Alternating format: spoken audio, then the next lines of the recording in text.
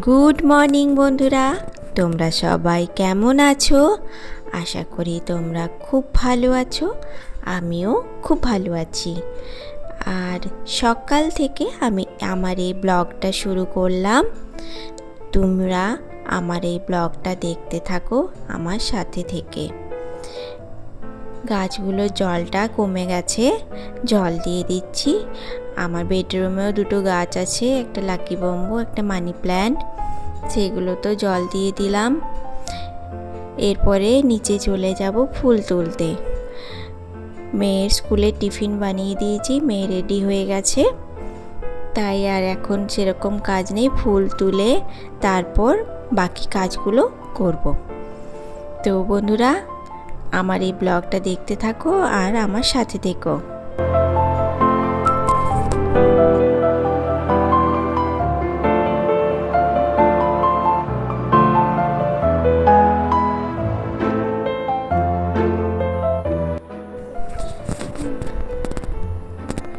নিচে আমার অনেক রকমেরই জবা গাছ আছে। একটা ডিপ লাল আছে, একটা লাল সাথে তোমার কালারটা মেশানো, যে কালারটা রানী কালার টাইপের। এই যে এই জবাটা তুললাম এটা। আর ওই দিকের গাছটা ডিপ লাল আছে, আর ওই দিকেরটা একদম লাস্টে ওই যে উপর দিকে ফুলগুলো ফুটে আছে, ওইগুলো ছোট ছোট জবা। তো অনেক কটা করেই ডেইলি জবা ফুল হয় আমার পাশের বাড়ি একজন আছে, তাকেও আমি বেশি ফুল হলে দিই। ওর কালী ঠাকুর আছে মন্দিরে, কালী পুজো করে, তো আমার লাল জবা ওকে দিই যদি বেশি হয় আমার কাছে। তো ফুল তুলে চলে এলাম ওপরে। আর রান্নাঘরটা দেখো, এগুলো এই মডুলার কিচেনের যে কাভারগুলো একটু তেল চিটের মতন হয়ে গেছিলো, তো এটাই আজকে মুছে নিচ্ছি।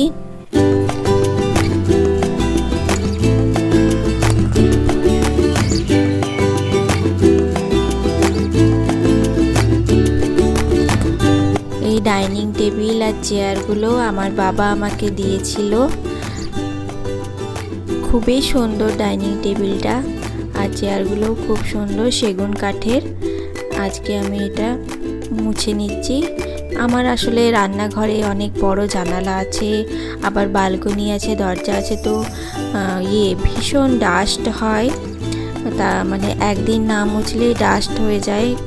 ডাইনিং টেবিলের কাজটা তো ডেইলি মুছতে হয় আমাকে। আর চেয়ারগুলো নিচের দিকে ওই ডাস্ট পড়ে যায়, তো মাঝে মধ্যেই মুছামুছি করতে হয় আমাকে। একবার বার্নিশ করে দিলে চেয়ারগুলো আরও চকচক করবে, বলেছি আমি করে দিতে।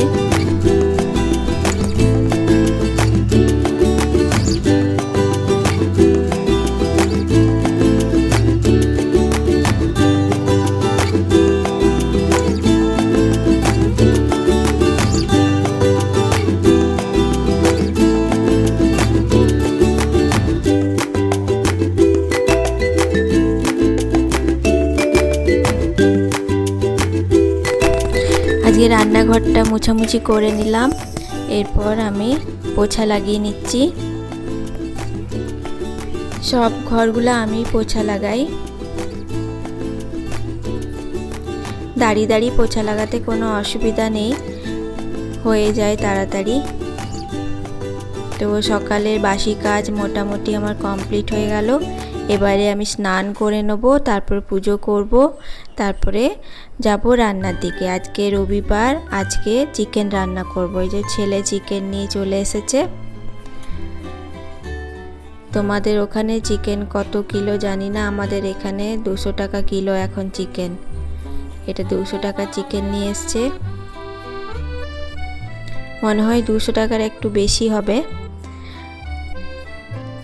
চিকেনটাকে ভালো করে ধুয়ে পরিষ্কার করে নিচ্ছি।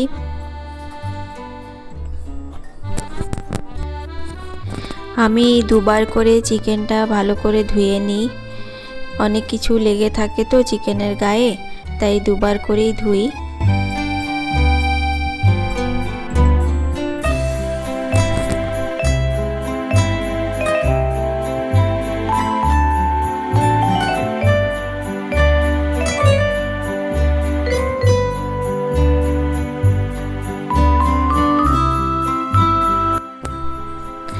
চিকেনটাকে সব রকম মশলা দিয়ে ম্যারিনেট করে রেখে দেব, প্রায় 1 ঘন্টার মতন রেখে দেবো, তারপরে রান্না করব। আর দই দিয়ে যদি ম্যারিনেট করে রাখি তাহলে চিকেনটা একটু নরম সফট হয়, না হলে সেই শুধু মাংসের পিসগুলো ভালো করে সেদ্ধ হতে যায় না। আর এইভাবে দই দিয়ে মেখে রাখলে, একটু ম্যারিনেট করে রাখলে ভালো নরম হয়ে যায়, আর রান্নাটাও খুব সুন্দর হয়, খেতেও খুব ভালো লাগে। তাই আমি সব রকম গুঁড়ো মশলা দিয়ে দিলাম, হলুদ গুঁড়ো, নুন, জিরে গুঁড়ো, ধনে গুঁড়ো, গোলমরিচের গুঁড়ো, তেল, দই আর গরম মশলার গুঁড়ো সব কিছু দিয়ে আমি চিকেনটাকে ম্যারিনেট করে রেখে দিলাম।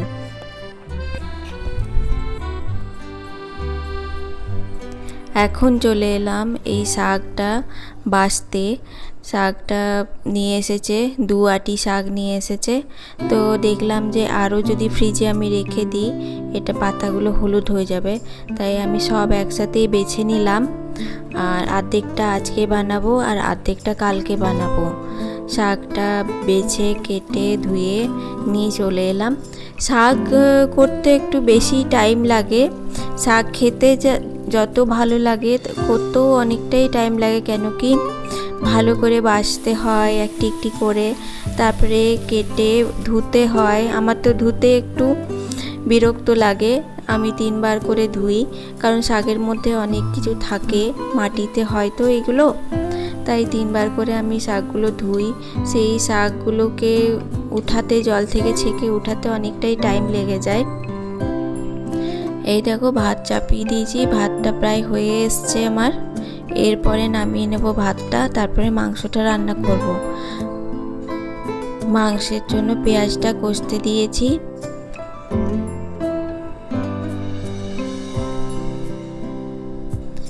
এই দই চিকেন বানাতে অতটা ঝামেলা নেই, দইটা ম্যারিনেট করে রাখলেই অনেকটা কাজ হয়ে যায়। আর এই মশলাটুকু কষে আর মাংস দিয়ে দেব। মাংসটা আমি দিয়ে দিয়েছি, এরপরে মাংসটা কষিয়ে নেব। কষেই রান্না করব। তো বন্ধুরা, আমাদের রান্না বান্না খাওয়া দাওয়া সব হয়ে গেছে। বিকেলবেলায় চলে এসেছি নিচে। বাড়ির পেছনে একটা পেঁপে গাছ লাগিয়েছিল আমার হাজব্যান্ড। গাছটা এতদিনে বড় হয়েছে। প্রথমে তো যে ফুলগুলো ফুটছিল সেগুলো দেখে মনে হচ্ছিল যে পেঁপে হবে না, তারপরে ওই গাছে গোড়াতে কিছু একটা করেছিল, তারপরে এই 5টা পেঁপে ধরেছে। তো পেঁপেগুলো দেখলাম পেকে গেছে। এই দেখো, এটা তো পেকে গেছে একদম হলুদ হয়ে, আর কিন্তু পাখিতে খেয়ে নিয়েছে একটু, তাই পেড়ে নিলাম। পেঁপেগুলো খুবই মিষ্টি ছিল। আর এই দেখো, এই পাঞ্জাবিটা আমার দিদি কিনেছে ওর ছেলের জন্য। তো ও জন্মদিনের জন্য কিনেছে, আমাকে বলল তুই এই পাঞ্জাবিটার উপরে একটু ফেব্রিকের কাজ করে দে। তো আমি এই পাঞ্জাবিটা নিয়েই বসলাম সন্ধ্যাবেলাতে, যে এটাকে আজকে একটু এঁকে রাখি। আঁকাটা হয়ে গেলে অনেকটা কাজ হয়ে যায়, তারপরে আমি ওটা ফেব্রিকে ডিজাইন করব। তো তোমাদের সাথে আমি ডিজাইনটা একটু একটু করে করব, একটানা তো বসে আমি টাইম নেই আমার করার, একটু একটু করব, তোমাদের সাথে আমি শেয়ার করব। তো বন্ধুরা, আজকে আমার এই ভিডিওটি এই পর্যন্তই। যদি আমার এই ভিডিও তোমাদের ভালো লেগে থাকে তো অবশ্যই একটা লাইক করে দিও।